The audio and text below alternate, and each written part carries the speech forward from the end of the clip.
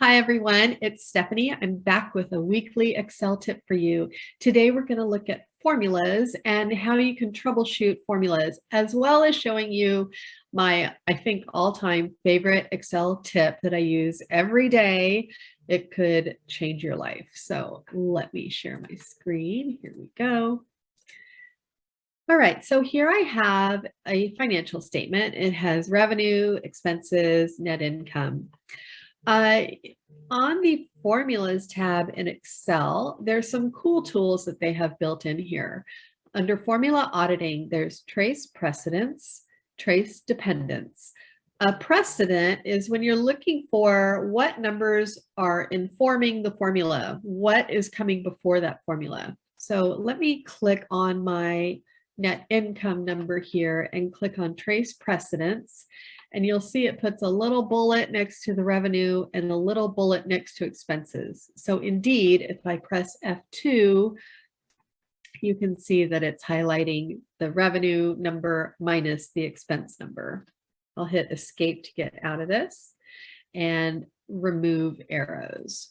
Now, you might want to drill down a little further. I'm going to click on expenses and say trace precedence, and it's adding up all these expenses as we expect.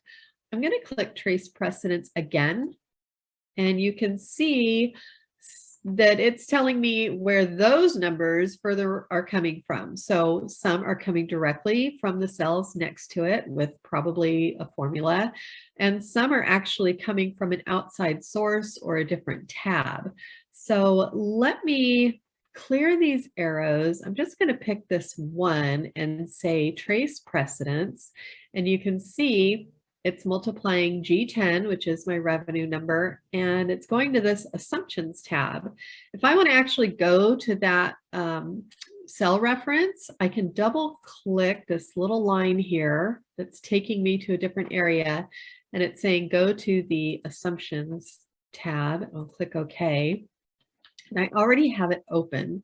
So here it opened my assumptions tab and it took me exactly to where my 15% is. Now here I can change this to 10% and you'll see the number changed over there. So let me put this back to 15% and it goes back. Now let me show you my trace dependence area. Let's clear these arrows.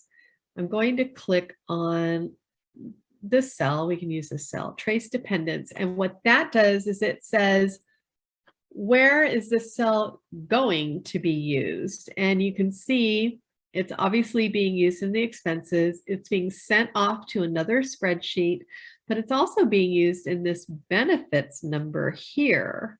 So if I click on there and press F2, I can see indeed it's using this cell, and it's using the assumptions tab.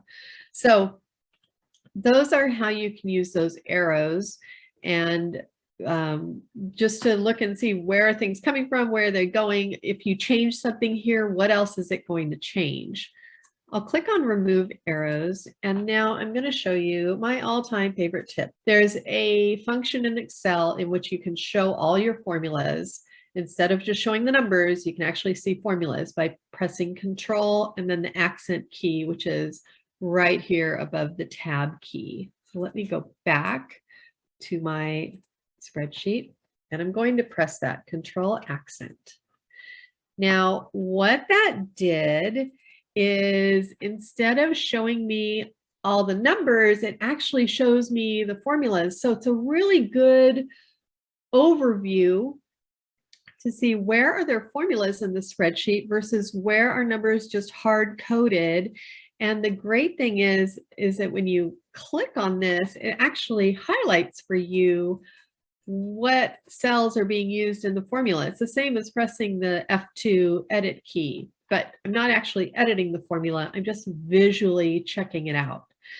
The other thing that's nice about this is I can see that there's actually formulas being used over here in the operating expense labels. So I'll press Control accent again to get rid of that and get us back to our regular view. And let me go back to my assumptions tab, and I'm going to change this commissions from 15% to 10. Well, let's do 12%. We'll be generous. Let's say 25%. That'll be fun. But you can see that those are changing over here to 25%. If I put it back to 15, it changed it here as well. So that's a little preview of coming attractions that I can show you how to fold a percentage actually into text. But in the meantime, I hope that this video has changed your life with that special tip that I really like. If you find these helpful, go ahead and give the video a thumbs up and subscribe to the channel. Turn on your notifications, and then you'll get alerted every time we post a new video, which we do every week. So thanks again for joining me. Email me if you have any questions or suggestions for the channel, and I'll see you next time.